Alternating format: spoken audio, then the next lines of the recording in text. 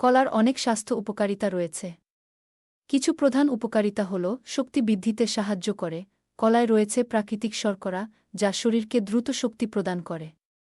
এটি বিশেষ করে খেলাধুলা বা ব্যায়াম করার পর উপকারী। হৃদযন্ত্রের স্বাস্থ্য উন্নত করে।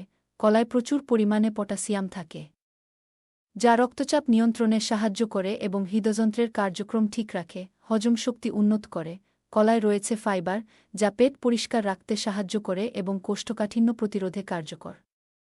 মুড উন্নয়ন। কলায় থাকা ভিটামিন 6 আমাদের মস্তিষ্কের কাজকে উন্নত করে এবং মন ভালো রাখতে সাহায্য করে।